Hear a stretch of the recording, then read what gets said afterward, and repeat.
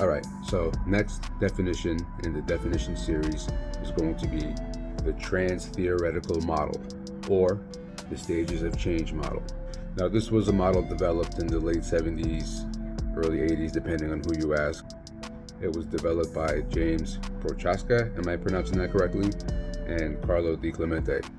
It was basically first a study on cigarette smokers and quitting the habit and the behavior differences between somebody who does a cold turkey versus somebody who's trying to do it long term. This is a model that everybody can benefit from. Basically, what it shows is that you must travel through certain steps of change in order to achieve your goal of making a behavior change, whether that be quitting a habit, making a lifestyle change, losing weight, quitting smoking, what have you. It doesn't matter what it is.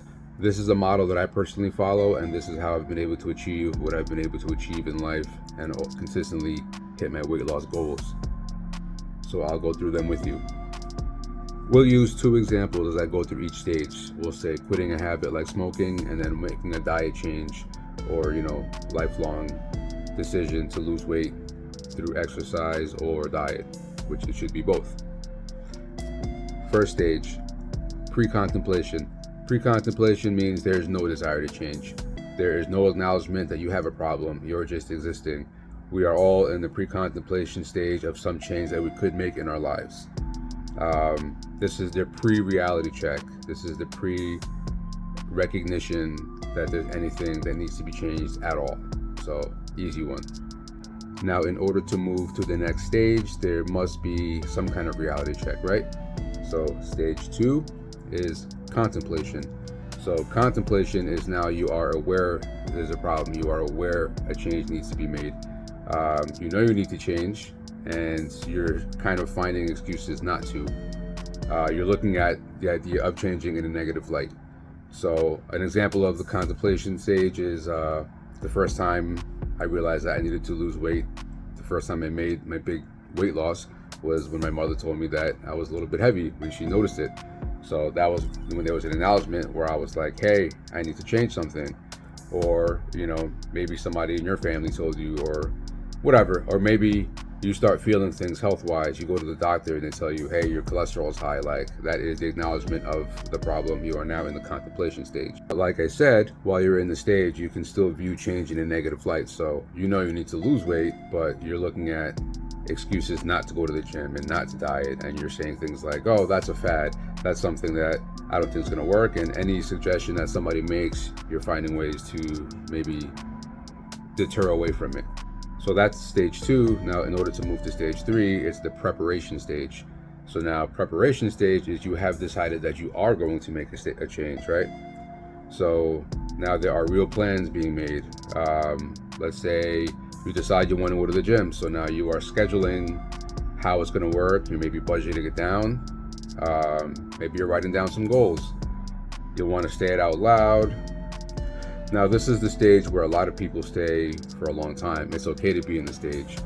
This is the stage where you're like, I want to get my degree, or I want to quit smoking, and it's got to be done, and you keep thinking about ways to maybe get it done, but you haven't done anything yet, but you're still moving forward in a positive light. You're looking at it positively as something that maybe can be done, right? So I want to lose some weight, so now I'm talking to people and getting ideas on how I could maybe cut back and taking advice now.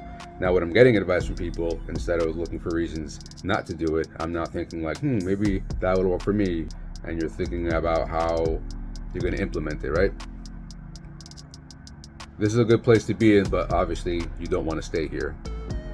Now, fourth stage is the action stage. So let's use going to the gym and losing weight, for example. So this is the stage where you have now started to exercise. You have a gym membership. You're trying to do it consistently. Maybe you fall once in a while, but you are doing it. So maybe you're trying to go twice a week and you're doing that. Or in the example of, let's say you're trying to diet. So let's say you promised yourself that you're going to stop eating bread in the mornings or something, or bread, maybe you're only going to eat it like maybe once a week, right? So in this stage, everything's going, right? Everything's going according to plan. Everything seems to be good. However, this is also probably the most delicate stage. This is the stage where a lot of people fall off and you get booted back down to the preparation stage, or even contemplation, where you might have fallen off so hard that it deterred you. So in this stage, you want to celebrate your goals. If your first goal was to stick to your diet for 1 week, when that week is up, just pat yourself on the back, maybe write it down, acknowledge that you made a move and you've hit your first goal. And then make your next goal a month, and then 2 months. But don't beat yourself up, and really try to enjoy it. Reward yourself with small rewards. You know, you stuck to your diet for a month. All right, now go have a pizza and just get right back on it. Right? You can't go cold turkey on everything. It just doesn't work. You got to take little breaks. You got to have little treats here and there, and then you just get back right on it. In this stage, you got to try your best to not be discouraged. You really got to stick to it. Again, this is the most delicate stage. You're like walking on a bridge and it's like swaying and you're just trying to hold on, right? You can't really say you've made a change yet. This is just the beginning of the journey. Now, the fifth stage is the maintenance phase. Now, the maintenance phase, I would say, is minimum 6 months that you started this, right? 6 months minimum, and this could stay for years. So this is when you could say that you've now made a new habit, right? So you've made it a habit to go to the gym 2 days a week, and you've done it consistently for 6 months. All right, you've made a habit change now. In your diet, same thing. You told yourself you want to stop eating bread, and maybe you only have it on the weekends, and you've done that for 6 months. Now you could really say it's a habit. You know, this is the kind of change that you want to implement. So if you take this whole model so far and you apply it to any small thing, like any small diet change, I want to stop eating pork and I'll just eat chicken and beef. Do it in pieces, and you just keep adding things and making new journeys for each thing that you want to change, and that's how you make it all stick. If you go cold turkey, it falls apart and you're gonna break the habit. If you want to quit smoking and then you just go cold turkey instead of kind of weaning it off, you're gonna probably fail. Most people do. Same thing with diet. If one day you just decide I want to go vegan and you just jump into veganism from one day to the next, that's gonna be hard. I mean, that's too much for your body. It's a shock. You're probably gonna have a freak out binge day. You're gonna slowly break it, and then you're just gonna fall off harder than when you started. In the maintenance stage, you're way more confident. People can't deter you. When people try to peer pressure you, you're gonna be like, nah, I'm good. You know, I'm gonna stick to what I'm doing, whatever it is. But keep in mind, in the maintenance phase, you can still fall off. It can still happen. It's happened to people that have quit drugs for years and they fall off, unfortunately. Now, depending who you ask, some people don't acknowledge that there's a sixth stage. This is where branches of thought have changed. But the sixth stage is the termination phase, where there is no desire to relapse. It is a permanent life commitment, and really there's barely any chance of you slipping and falling back to any old habit.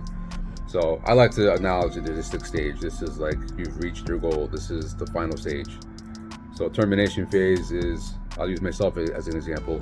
The first change that I made when I decided to lose weight was I'm going to stop putting sugar in my morning coffee. That's it. I'm just going to take it light, no sugar.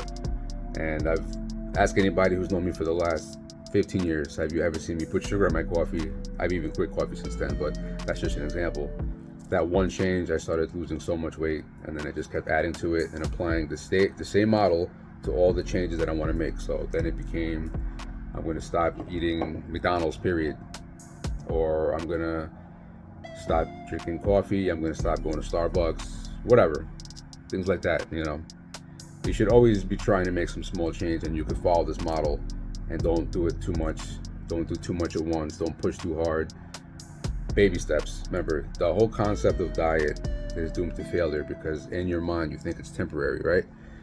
With this model, if you apply it to anything, small things, you can make that a lifelong habit, because the only way you're going to keep weight off or maintain weight or consistently not fall off is to apply this model to the little habits that you can change. Once again, thanks for watching. This was a topic that meant a lot to me. That's why I broke out Cami for this one. If you guys have any questions, if you have anything that you want to know, you can reach out to me on Instagram. You can DM me. I'm doing full-time coaching for 2 people, and I'm open to a couple more people I can fit into my schedule. So it's basically, we'll talk, DM me, and we'll talk how it works. And I'm really enjoying putting this content out, even for the few people that may be consistently watching it. You know, I don't teach it unless I know it. And me learning and reading and then sharing with people just lets me know that I'm understanding and really like absorbing the stuff that I've been studying. Once again, please do all the things like comment, subscribe, take a look at my other media. I'm on TikTok now, Instagram, YouTube, Facebook. Peace.